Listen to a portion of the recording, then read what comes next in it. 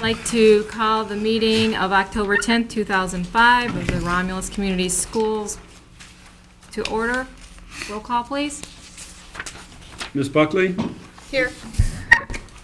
Mr. Kuderik? Present. Ms. Lanasi? Present. Ms. White? Present.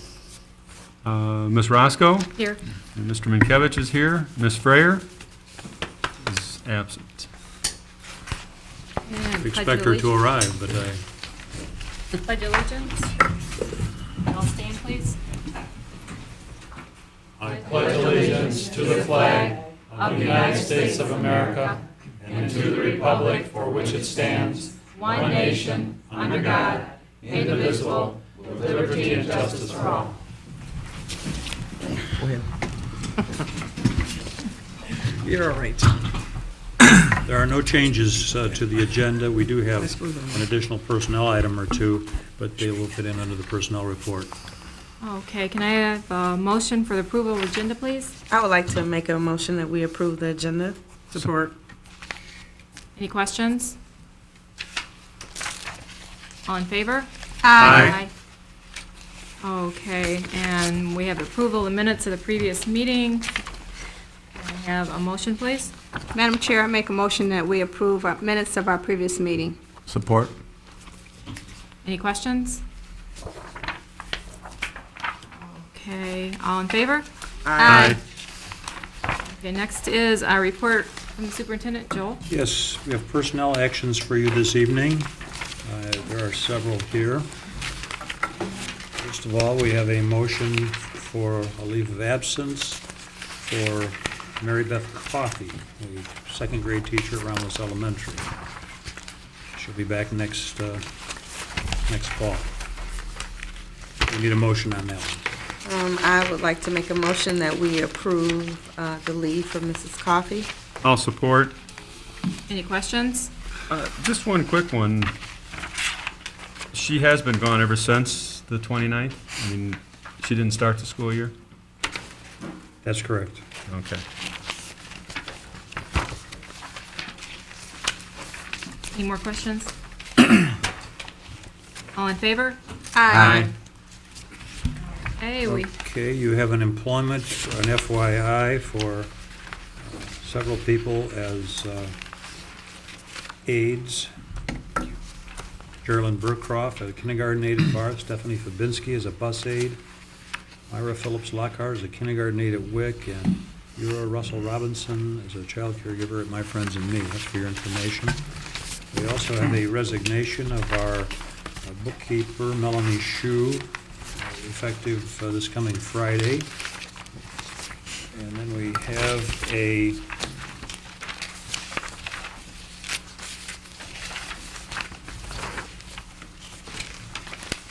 resolution on a separation agreement, which we need you to vote on. A separation agreement with Jason Kaler, teacher at Romulus Senior High School. okay, do I have a motion to accept the resignation of Mr. Kaler? I'll make the motion to accept the resignation of Mr. Jason Kaler, effective October 7th, 2005. Support. Any questions? Who got the support? Nancy? Okay. All in favor? Aye. Any opposed? Thank All you. set. Mr. Ruth here, bills for payment. Thank you, Superintendent Carr, President Roscoe, members of the Board of Education. We have your review and approval. Bills for payment, there are 4 registers totaling $874,412.32. A board action is required to accept payment as presented. Madam Chair, I make a motion that we approve the bills as submitted. Support. Any questions? I had a couple quick ones, and I forgot to ask Mr. Ruthie earlier. On the first page of the first register, about down near the middle on the left-hand side under Rhonda Skinner, then the next one down says driver's license reimbursement, and then on the right-hand side it says chauffeur license reimbursement. Should there be a person's name there? It would be a person that we would be reimbursing, Okay. Bus drivers, yeah. yes. That's So the driver license part probably shouldn't be there. Right. Okay. Any other questions? Hang on a minute, I thought I had something else. That was- Wait a minute.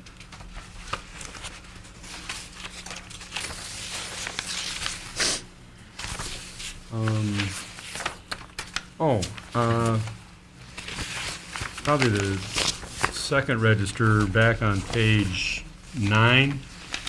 We have several items to Suntel Service. Is that a contracted thing? Yes, it is. It's a third year of a contract with Suntel. They do all Okay. the repair work. Because I noticed all the amounts were the same, and Yes. it's, so it's contracted. Okay. Yes, it is. All set. Mm-hmm. Okay, all in favor? Aye. Any opposed? Alrighty. Thank you. Go ahead.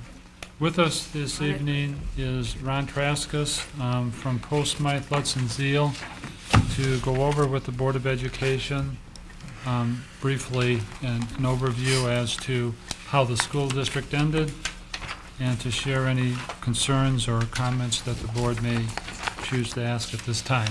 Ron? Should you get a microphone for Ron? Right Right behind behind you. Right behind you.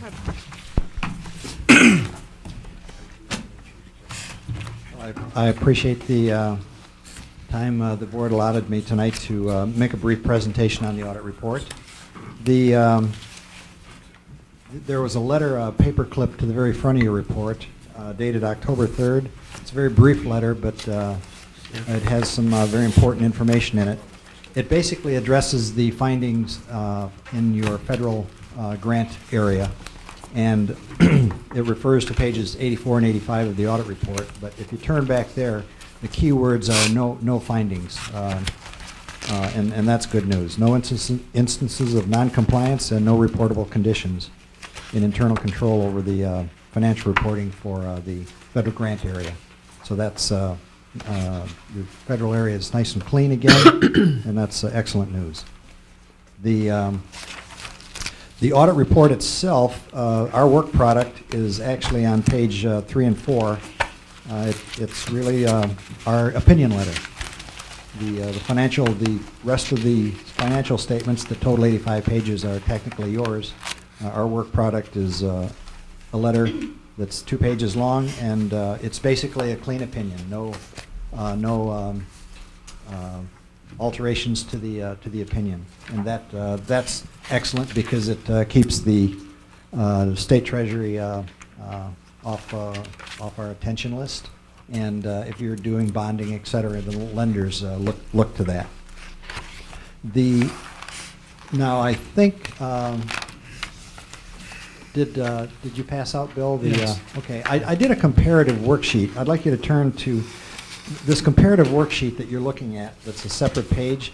It's really a replication of page 21 of the audit report for the general fund column. I just wanted to hone in on the general fund itself. That's the main operating fund that handles the school operations. And to put in perspective, I prepared a comparative schedule to last year. And you can see for total revenues, it was virtually a flat year. Revenues for the June 05 year were $40,708,000, down $55,000 from the prior year. I moved a couple numbers around because if you were to do some comparative analysis on your own, you might look at state sources for June 05 and see $20,896,000. Compare that to $18,480,000 last year and say, gee, the state's really treating us well here. The state support is up. But it really isn't. 04 had an anomaly in it. In that 04 column under property taxes prior year, there was a large adjustment in the June 04 year that was a result of the industrial facilities tax, the TIFAs, and all of that being collected through the city. There was a technical problem.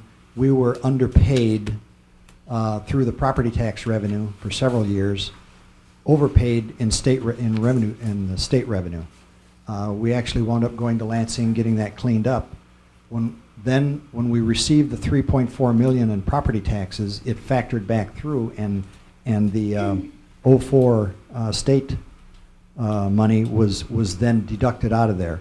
So really, you have to add the 18,480,000 and the 3,004,000 together, so you can see that the apples to apples, our state revenue is down about $1 million. So it's a little bit of an anomaly, but I wanted to point that out. If you look at expenditures, if you factor in inflation, it was quite a job that was done, because the expenditures are $42,600,000 for this year, down $12,000 from the prior year. So flat revenue, but literally the effects of inflation were factored out of the expenditures to hold them flat also. That's the good news. However, the bad news is that when you get down to it, you have a negative $1,891,000 expenditures in excess of revenue, compared to $1,824,000 the prior year.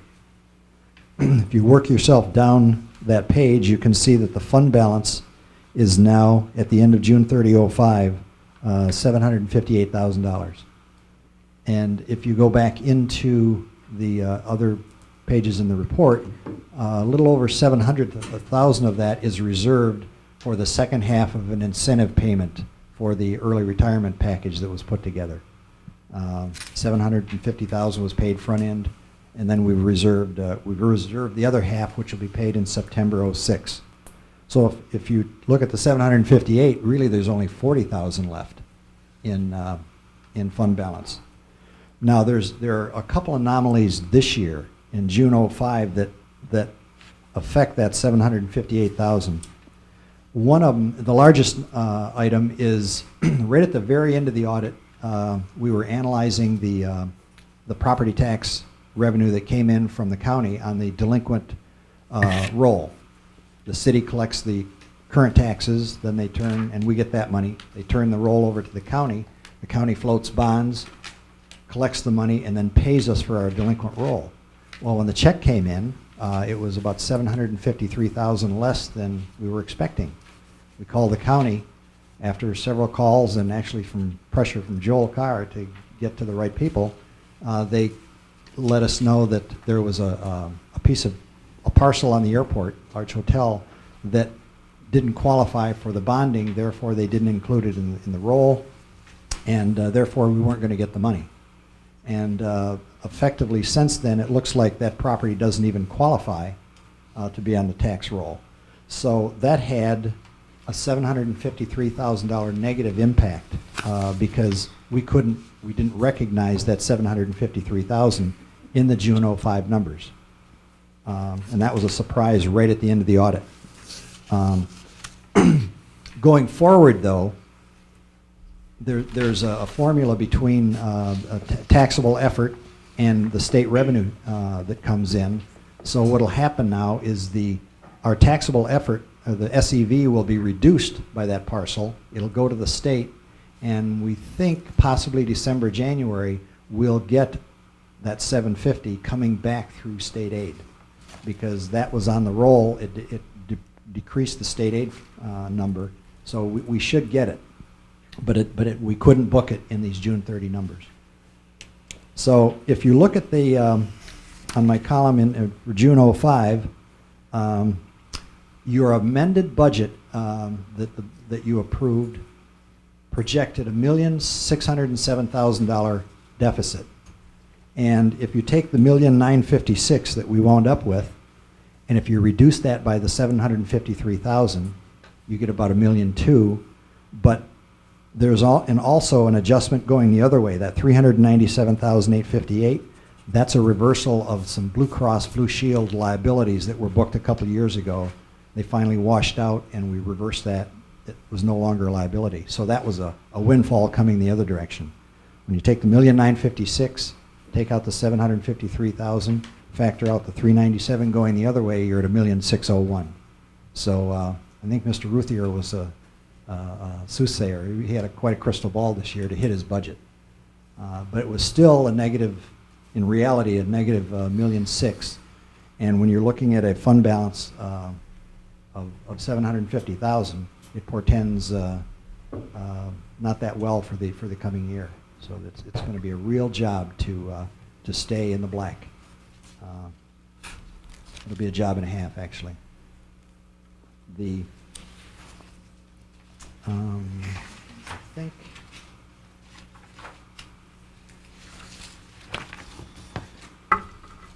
I think that's basically the perspective I wanted to give you on the performance of the general fund this year. To try to put that in perspective, take out all the anomalies and see how it performed in normal operation. So if you have any questions, I'd certainly be happy to. We need a motion to receive the audit from the board. Can we have a motion to receive the audit, please? I would like to make a motion that we receive the audit. Support. Any questions? Anybody has any questions? And we have, all in favor? Aye. Aye. Any opposed? Okay, Motion and support. all set, thank you very much. Thank you very much. Thank you. Thank you, Ron, Mr. very Francis. much.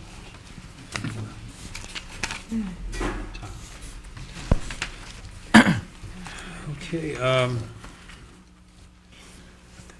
we have had conversations with Richard Shaner and Graham Orley from Elro Corporation, and over the years, we've had a couple of conversations with them relative to property, and we now are going to become the recipient of 25 acres of donated land when the board receives it tonight. We're also looking forward to, from the same organization and from Mr. Klansky, getting some land just to the south of Commons 2 on Cogswell Road.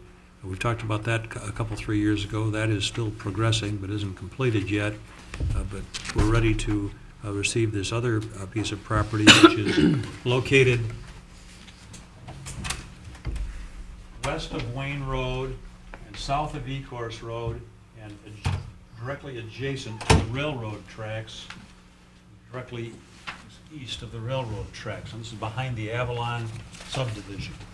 We get the 25 acres here, and it will stay as a nature area. We cannot improve it other than putting paths through or some things we can do, but there's a limit to the kinds of things we can do, so it'll be really minimal or no cost to the school district.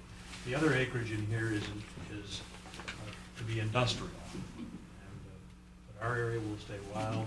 There's an access point approximately here, I believe it is, where a bus could stop and drop kids off and they could do nature study. Our curriculum develops to use that piece of property. But it's a plus. It will never hold a school building in relation to the studies that are done on it. It's to be a wetland. And the definition of wetland is different than what it is. It's pretty much natural growth. The weeds, the flowers, the trees. And when it does really rain a lot, there is some places where you get your feet kind of wet. That's a donation from this corporation. And I'd recommend that we receive that property tonight, and we will thank the appropriate folks for their donation to the schools. Madam Chair, I will make the motion to accept the gift of property from Elro Corporation. Support. Okay, moved by Mrs. Lennesi, supported by Mrs. Buckley. Are there any questions? Yes, Madam Chair. I understand that they want to donate this property, and it's great, but the area it's in, I'd really like to see the Phase 1 analytical that was done on this property prior to ensure that the school district isn't going to be held responsible for anything else with some of the groundwater. And it does kind of butt up to the old Satterley landfill that's on the other side of the railroad tracks over there. We back in the have all of 60s. this information, and I don't know if you've had an opportunity to, maybe you He haven't seen hasn't that seen yet. it. No, I haven't So we seen need it to yet, give that's you that why. and have you go through it, and if there's a problem here. I know that they've drilled some Right, test wells. sites. and There's a bunch of methane Methane gas, yeah. methane gas wells that they were looking for.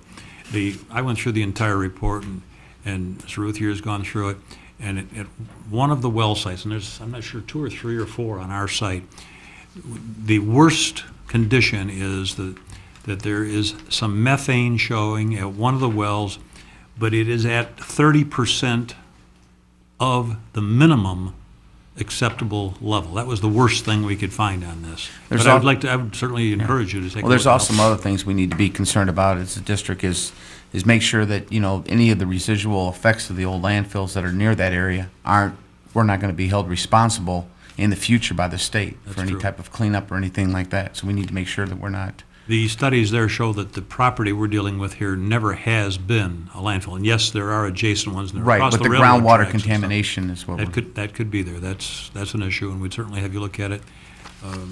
I'd like to be able to receive the property, and we have not done any legal work on it, and we can hold up on legal work pending, further investigation. I don't, Bill, did you get anything from environmental people beyond their report? No, not yet. We have a written report, and Okay, yeah, we could see Sure. the phase 1 analytical, that'd be great on it. we have it's about this thick. Yeah, they're pretty thick. I see quite a few of them. Are there any other questions? All in favor? Aye. Opposed? Motion carried. The next item for the board's review is we've declared 2 surplus vehicles. One is a 1980 GMC step van with 148,000 plus miles. We really haven't used this vehicle in some time, and we're declaring it surplus. There's no need for us to maintain or house this vehicle. And there's also vehicle number 109, which is a 1990 GMC. It has approximately 90,000 miles on it, and it is in pretty rough shape.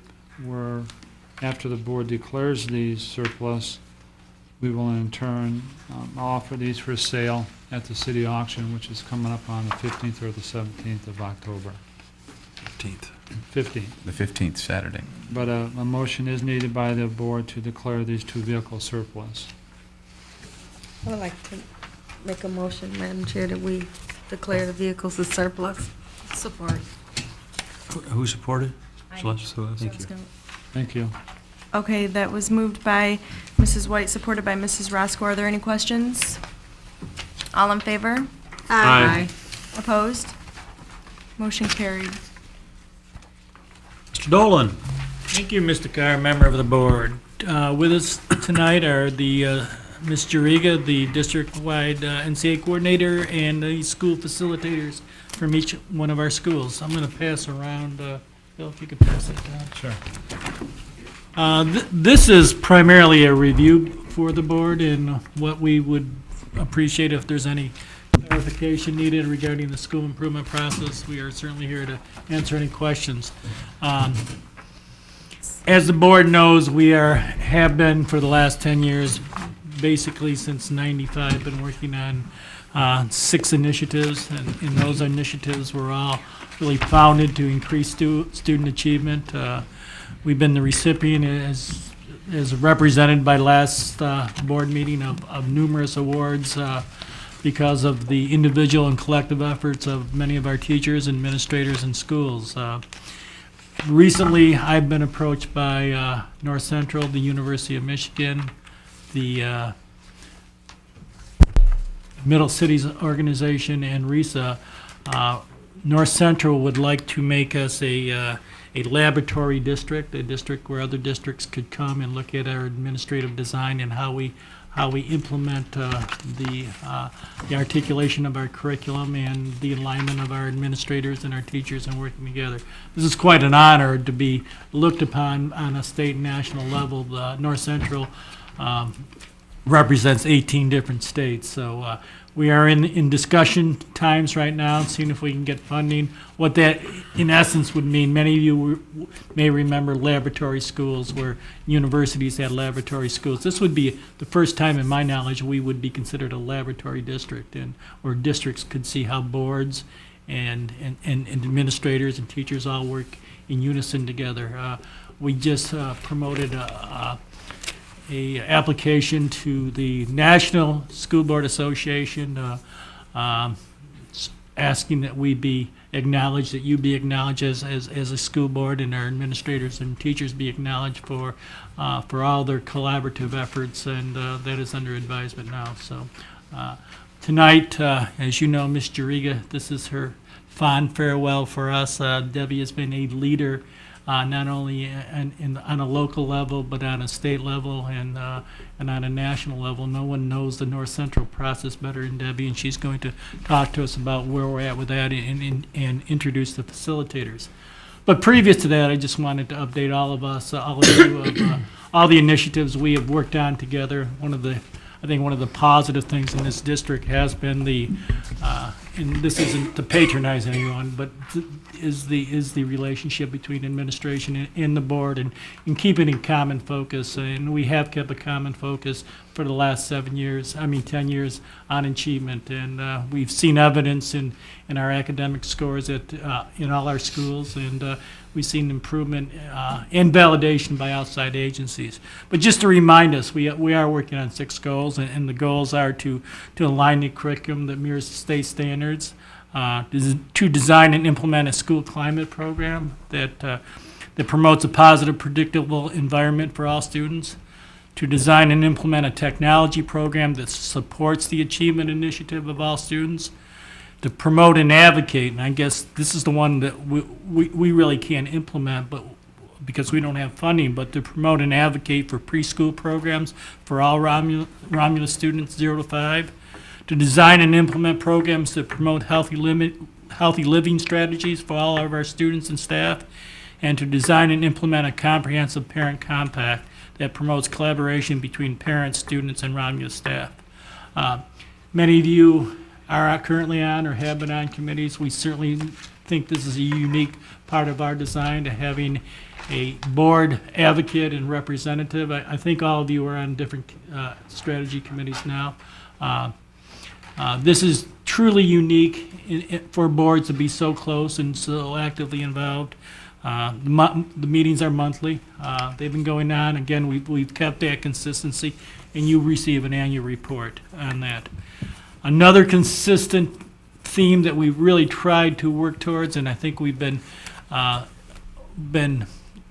successful, and Joe's done a great job at really bridging the gap between teachers and administration. We've enjoyed a nice, positive, collaborative relationship, and we've tried to expand that collaborative relationship to get outside just bargaining, to get more into a collaboration regarding our vision and our destiny. Jason certainly has been a partner in trying to work with us. We have active teachers in all our schools who see and understand the vision and are working with us. We are extremely pleased with the leadership that we have in our schools. Many of you know we had a all-day retreat for about 90 of our teachers and administrators, and we looked at good to great, and we establish ourselves as a good district moving towards a great district, and we really think we have the foundation in place for that. But having said all this, I think we're positioned well. We will be presenting to you all in February a revised 5-year plan in each of the areas that I talked to, each of the committees that we will have to implement up until 2012. So that's where we're at.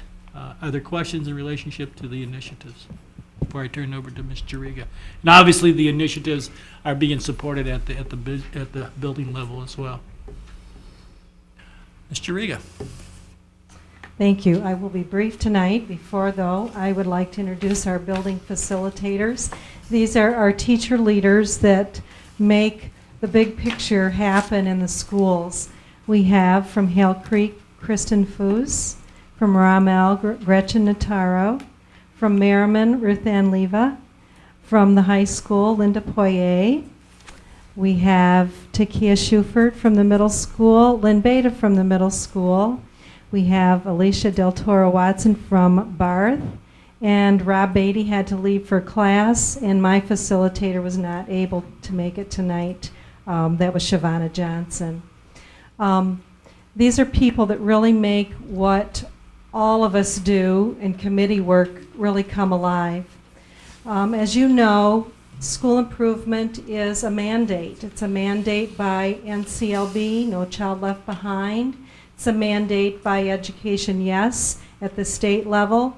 We receive funds for Title I, so we are required to have a process for school improvement, and Public Act 25 requires us to have a process. About 15 years ago, this district got serious about school improvement, and about 10 years ago, they really got serious about school improvement.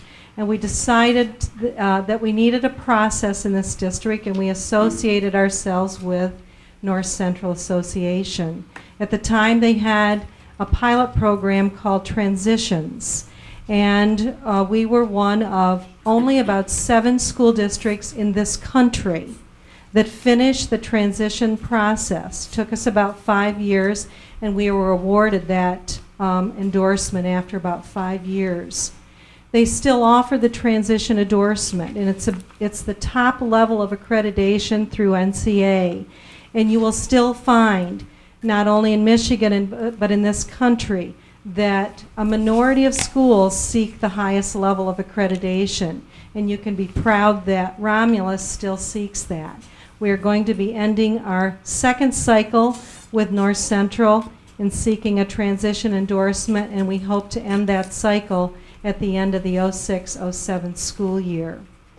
When I looked ahead this year at all the different presentations that would come before you this year, all the different committees, all the different kinds of activities that happen in this district, I really marveled at the breadth and the depth of the kinds of things that are happening in this district. I know at times we are frustrated with achievement scores and frustrated with MEP results. Teaching kids, I've always said, great teachers make it look easy, and it's not easy. If there were a silver bullet, we would all be millionaires. And it's complicated, and it takes many different things and many activities, and it takes the kind of breadth and depth that Romulus has decided to take on that really does make a school district what Romulus is. I look ahead at some of the challenges that this district is going to face, and I can tell you that school improvement is alive and well in this district.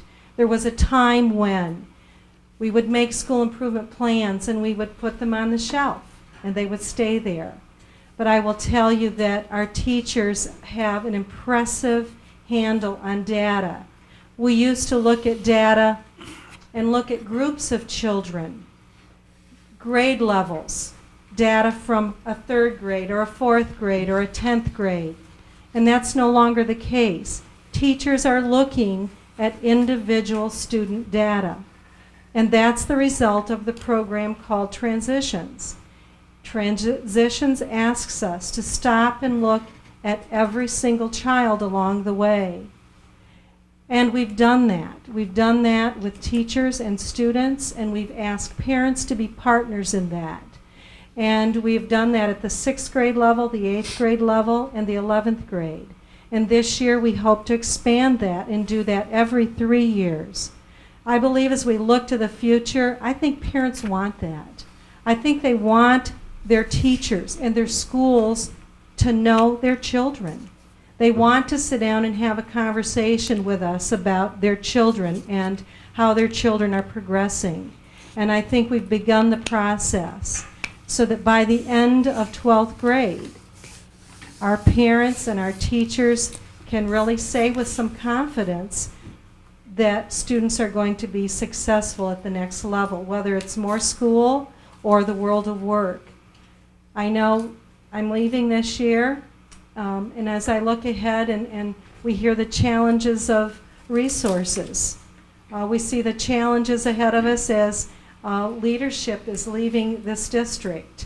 I would only indulge the board to think of ways that we can really, you can continue the support of school improvement. As you have in the last 10 years, you will continue the nurturing and support of school improvement, hopefully in the next 10 years and years to come.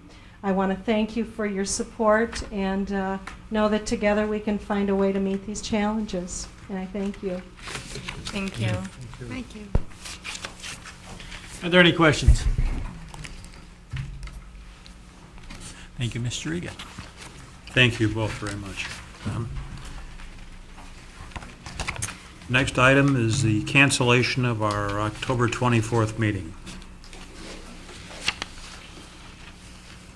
Madam Chairman, I'll make a motion to cancel the October 24th meeting, since at this point in time, it's really not necessary, and I believe there are going to be several people out of town during that week. Support.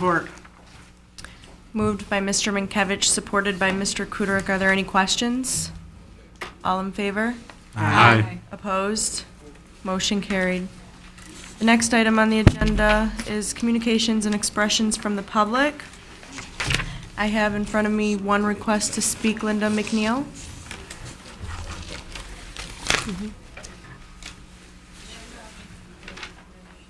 Did she take the mic with her? It's back there on the table by Carol. We usually give them a plaque, don't we? She's gonna take the mic, does she? No. Hello. No. No, turn, Click it one more time.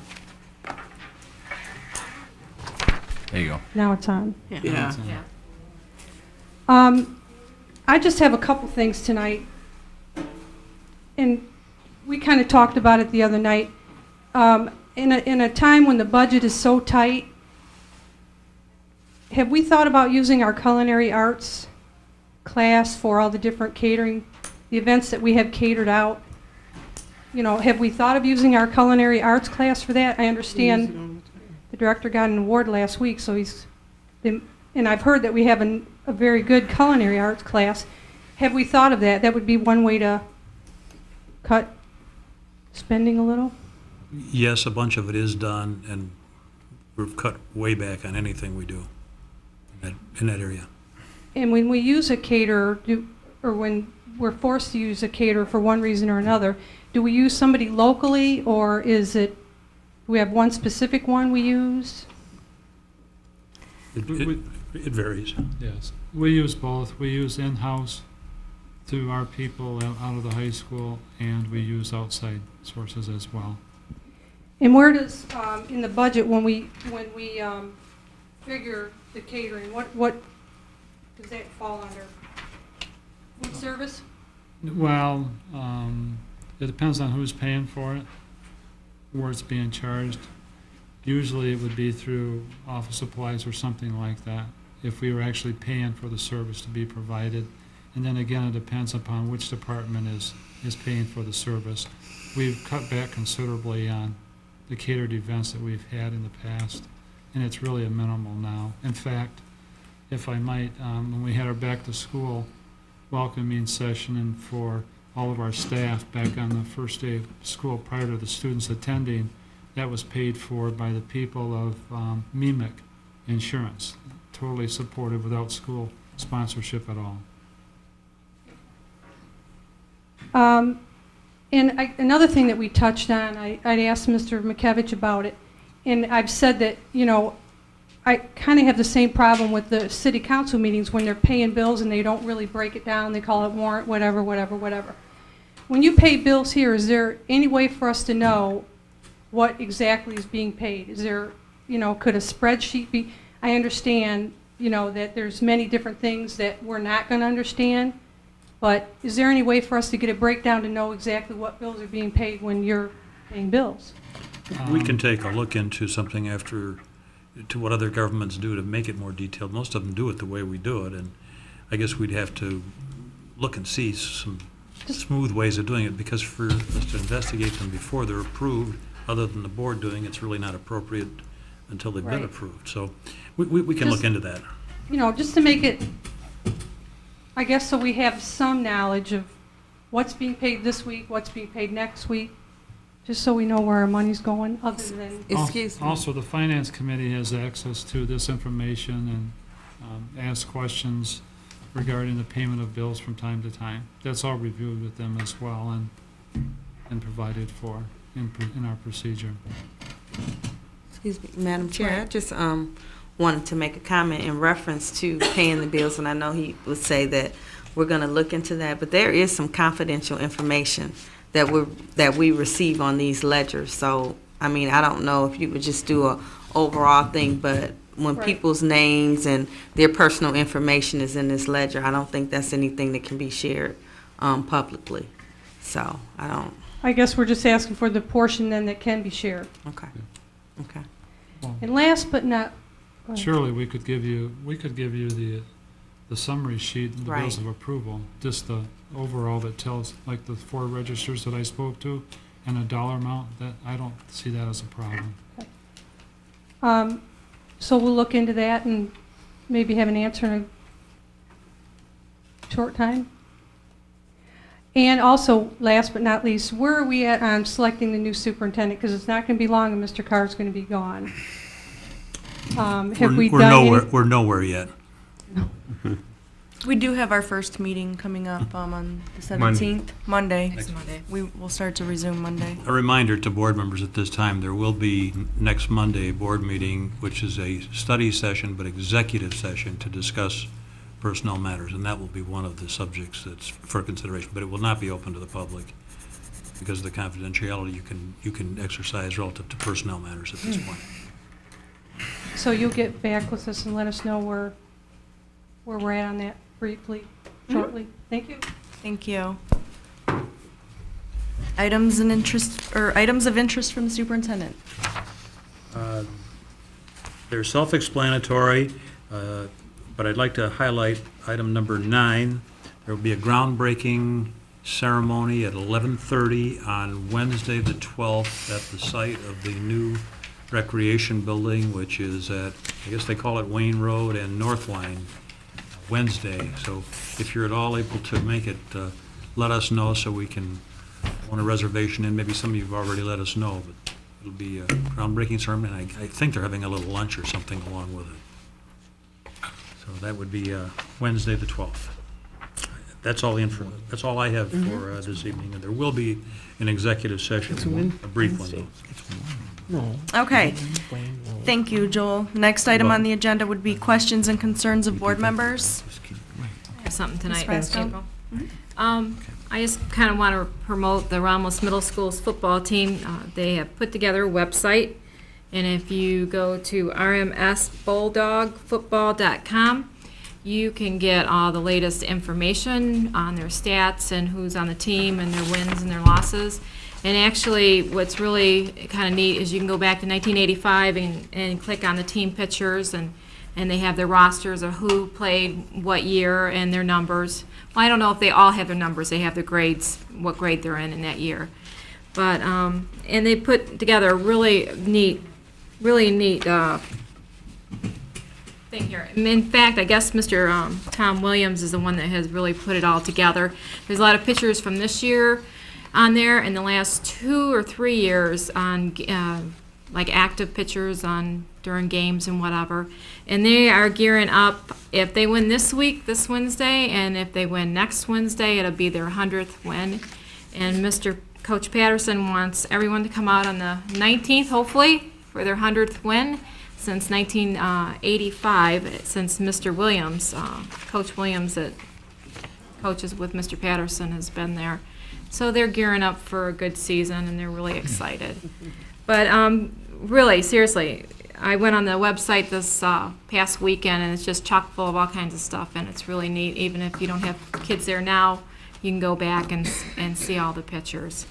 And we'd like to say a big thank you to him for putting all that together, because there is just tons of stuff on there. There's all the rules on there. There's their team record on there. There's study table, what they do, because every day they have a 40-minute study session before they go to football practice. They go through and they make sure what the kids are doing, what they're not doing, who's behind, so on and so forth, and they try to keep that under control. They have all their little awards on there, their directions to away games, team history, just all kinds of stuff. And their mission statements on there and game updates. So, that's all I have tonight. Thank you, Celeste. Are there any other questions or concerns of board members?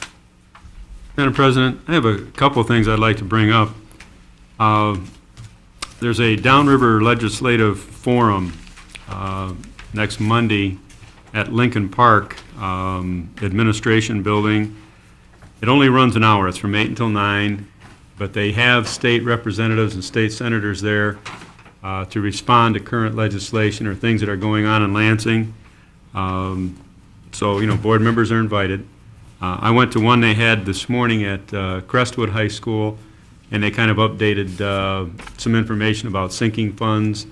Hopgood has some legislation that is in the hopper, and their response was it looks very favorable, that there will be some changes made there, and it will go to a vote. Then some other bills that aren't going anywhere.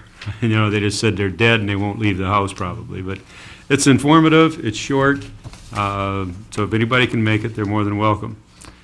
I had, I mentioned the sinking fund. The only thing I had mention of our homecoming halftime.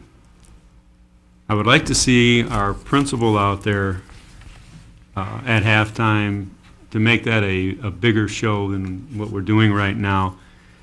And if at all possible, we need to have the males that are out there at least wear a shirt and tie. I was at a homecoming a couple weeks ago, and all the boys, except for a couple football players, at least had a shirt and tie on and slacks. It seems like we could appear a lot better than what we're doing. And like I say, most of the other schools have the administrator out there, and maybe he presents the flowers or whatever. It just seems we need to update a little bit as to what we're doing. And hopefully we can eliminate the confusion on flowers. Maybe we need to look at that and make some type of change as to how we notify who the queen is. I don't know, but the last time was a little bit embarrassing when it had two girls thinking they had won. So that's my other comments. Thank you, Ken. Good points. Are there any other questions or concerns?